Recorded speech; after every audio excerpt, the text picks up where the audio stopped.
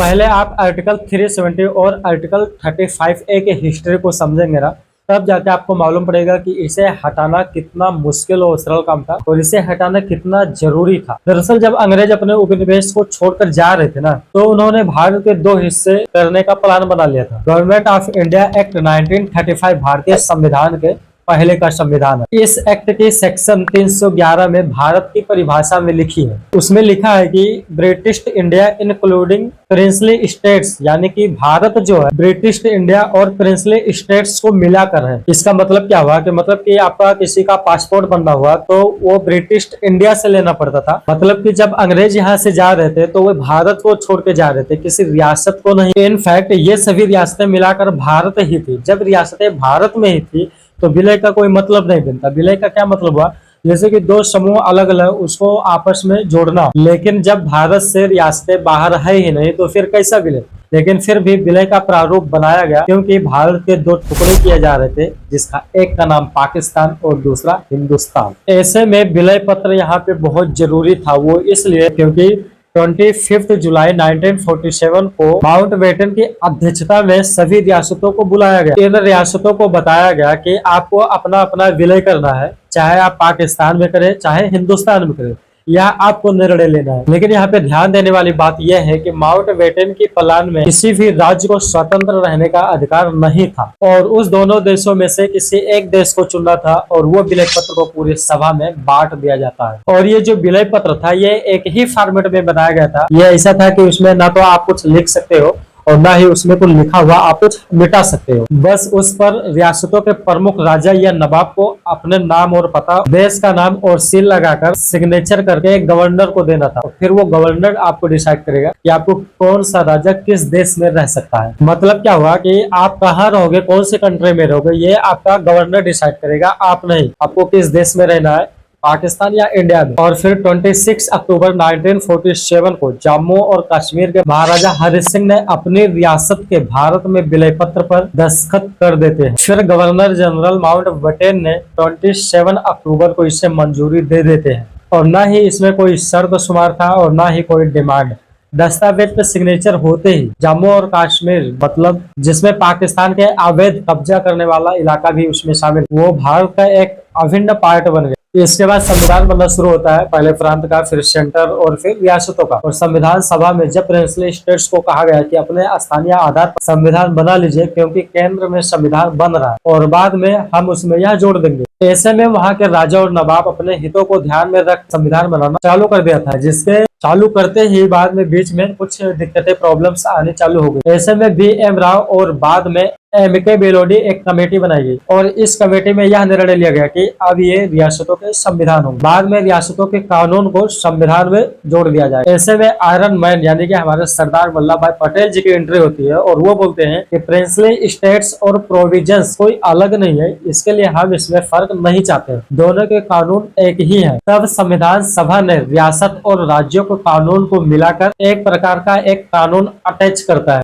और उन्हें फिर से सभी रियासतों को रिटर्न भेजा जाता है और उस पर सभी राजा विचार विमर्श करते हैं और बाद में सब अपनी अपनी मंजूरी दे देते हैं। इन स्टेट के संविधान में सभी राजा लिखते हैं कि मेरे वंशज, मेरे बाद मेरा उत्तराधिकारी और राज्य में आने वाला या शासन करने वाला कोई भी व्यक्ति और यहाँ की प्रजा, वह सभी भारत के संविधान को एडॉप्ट करते हैं। अगर संविधान उसे राजा नहीं बताता तो वह राजा नहीं है। इसलिए अब भारतीय लोकतंत्र में राजा और प्रजा नहीं रहे, अब प्रजा ही राजा है। और तब नवंबर 25, 1949 को इंडिया इसे एक्सेप्ट कर लेता है। लेकिन इसके पहले 17 अक्टूबर 1949 को एक ऐसी घटना घट जाती है जिससे जम्मू और कश्मीर का पूरा इतिहास बदल जाता है। दरअसल जो वहाँ के संसद थे गोपाल स्वामी अयंगार, वो एक जम्मू और कश्मीर को नया आर्टिकल देना चाहते थे क्योंकि पाकिस्तान ने आधा कब्जा कर लिया था और इधर उधर परेशान करता था और उस टाइम जम्मू और कश्मीर का पूरा संविधान लागू नहीं। फिलहाल वहाँ के जो हालात है वो आर्टिकल 370 से चलाया जा रहा है। और सोचने वाली बात यह है कि सबसे कम समय में डिबेट के बाद यह आर्टिकल पार्लियामेंट में पास हो गया। यह संविधान में जोड़ी गई सबसे आखिरी धारा थी। इस धारा के फेस पर भी लिखा था temporary provision for the state of the Jammu and Kashmir. इसका क्या मतलब हुआ कि भारतीय संविधान को जम्मू और कश्मीर राज्य में लागू करने के लिए राज्य सरकार की परमिशन की आवश्यकता नहीं है। यह माना गया कि आर्टिकल 370 एक अस्थायी प्रावधान था और जब कोई आर्टिकल या धारा टेम्पररी बनाई जाती है तो उसको सीज करने या उसको हटाने की भी प्रक्रिया लिखी जाती है। उसमें यह साफ लिखा था कि प्रेसिडेंट ऑफ इंडिया जब उचित समझे और उन्हें लगे कि समस्याओं का समाधान हो गया है तो प्रेसिडेंट ऑफ इंडिया इस धारा को हटा सकता है। यहाँ पे समझने वाली बात यह है कि आर्टिकल 370 को भारत की संसद ने लेकर आई है और वही इसे हटा सकती है। इस धारा को कोई जम्मू और कश्मीर का विधानसभा या वहाँ का कोई राजा नहीं लेकर आया जो हटा नहीं सकते। यह धारा इसलिए लाई गई थी क्योंकि तब वहाँ पे युद्ध जैसे हालात थे और उधर पाकिस्तान की जनता पलायन करके आ रही थी। ऐसे में वहाँ भारत के संपूर्ण संविधान को लागू करना शायद नेहरू जी उचित नहीं समझे, या यह भी हो सकता है कि नेहरू जी इस संबंध में शेख अब्दुल्ला की बात मानी हो। फिर क्या होता है, 1952 में दिल्ली एग्रीमेंट में शेख अब्दुल्ला और भारत के प्रधानमंत्री नेहरू जी के बीच होता है। इस समझौते में भारत की नागरिकता और जम्मू और कश्मीर के निवासियों को खोल दिया गया था। मतलब ये हुआ कि जम्मू और कश्मीर के नागरिक भी भारत के नागरिक मान लिए गए थे। फिर क्या होता है, 1952 में दिल्ली एग्रीमेंट के बाद ही 1954 का विवादित कानून आर्टिकल 35A जोड़ा जाता है और माना जाता है कि इस आर्टिकल के बाद ही जम्मू और कश्मीर में संविधान 1956 में बनाया गया। आर्टिकल 35 इसका क्या मतलब हुआ, जम्मू और कश्मीर का अस्थायी निवासी कौन है और किसको सार्वजनिक क्षेत्र में नौकरी और आरक्षण दिया जाएगा, कौन यहाँ पे जमीन खरीदने का अधिकारी होगा, जम्मू और कश्मीर के चुनाव विधानसभा में कौन वोट डाल सकता है, ये सब सारी दिक्कतें 35A में आने लगा। फिर 1989 में माहौल शांत हो जाता है और विकास होता है। फिर 1990 से कश्मीर घाटी से शुरू होता है हिंदुओं का कत्लेआम और राज्य की स्थिति एकदम बदल जाती है। वहाँ के कट्टरपंथियों और राजनीतियों ने आज शांत बना कर रखा था ताकि वो ये चाहते थे कि आर्टिकल 35A और आर्टिकल 370 को हटाया नहीं जा सके। देखिए, जब जम्मू और कश्मीर की बात होती है तब आर्टिकल 370 और आर्टिकल 35A की बात जरूर होती है। फिर उसके बाद हम आ जाते हैं 2019, 45,000 पैरामिलिट्री उतार दिया जाता है जम्मू और कश्मीर में। 5 अगस्त 2019 ये वो डेट थी जब आर्टिकल 370 को हटना था। इसी के हिसाब से सारे अरेंजमेंट किए जा रहे थे, लेकिन इसी के बीच में एक अमरनाथ यात्रा भी थी। 2 अगस्त 2019 को एक एडवाइजरी दी जाती है, अपनी अमरनाथ यात्रा बीच में ही रोक दे और कश्मीर घाटी को छोड़कर कहीं दूसरे जगह चले जाए।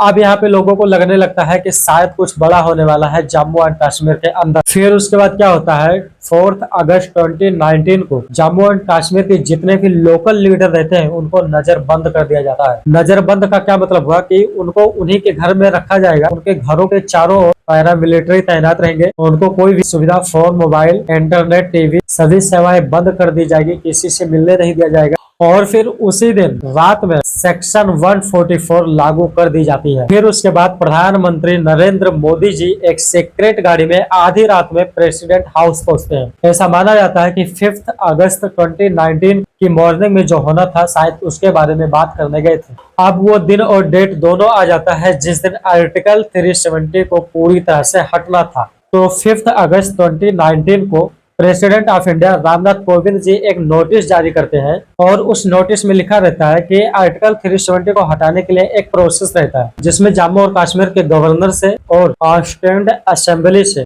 परमिशन लेना होगा, तब जाके आर्टिकल 370 हट सकता है। लेकिन यहाँ पे ध्यान देने वाली बात यह है कि जम्मू और कश्मीर में कॉन्स्टिट्यूएंट असेंबली है नहीं, तो फिर अप्रूवल कौन देगा। तो ये जो president of India Ramnath Kovind ji 5 अगस्त 2019 को जो नोटिस जारी करते हैं उसमें साफ लिखा रहता है कि हमने जम्मू एंड कश्मीर के गवर्नर से परमिशन ले ली है, यानी कि सत्यपाल मलिक से परमिशन ले ली है। बाकी उस नोटिस का पूरा मतलब ये था कि आज से जम्मू एंड कश्मीर का जो असेंबली है उसको कॉन्स्टिट्यूएंट असेंबली बोला जाएगा। लेकिन अब यहाँ पे सबसे बड़ा सवाल ये आता है कि क्या ऐसा कोई लीगल पॉसिबल है कि कोई किसी भी चीज का नाम बदल कर दूसरा नाम दे दिया जाए। तो हमारे कॉन्स्टिट्यूशन के आर्टिकल 366 में यह साफ लिखा है कि हाँ ऐसा होता है और ऐसा किया भी जाता है। तो अब यहाँ पे इंडिया का जो रूल है वो जम्मू एंड कश्मीर पे लागू हो जाता है बिना किसी एक्सेप्शन के। तो मॉर्निंग में यानी कि 5 अगस्त 2019 को जैसे ही नोटिफिकेशन आता है वैसे ही आर्टिकल 35A वगैरह सारे सेक्शन वहीं पे तुरंत खत्म हो जाते हैं।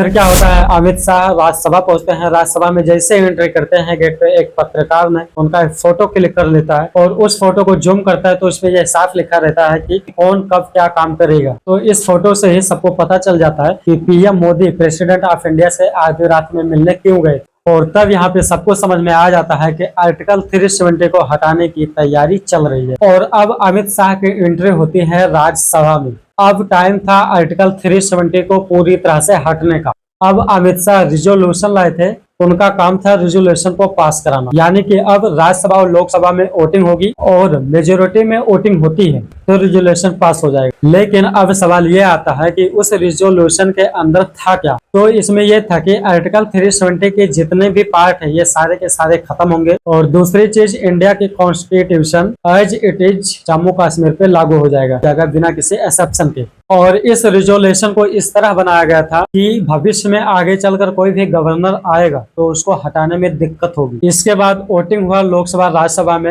रेजोल्यूशन पास हो गया। जैसे ही रेजोल्यूशन पास होता है, प्रेसिडेंट ऑफ इंडिया इस रेजोल्यूशन को अप्रूव्ड कर देते हैं। अप्रूव्ड होते ही आर्टिकल 370 जम्मू कश्मीर से पूरी तरह से हट जाता है। और अब इंडियन गवर्नमेंट को जम्मू कश्मीर में रूल बनाने के लिए किसी का अप्रूवल नहीं लेना पड़ेगा। कुछ इस तरह से आर्टिकल 370 को हटाया गया था। बहुत बहुत धन्यवाद।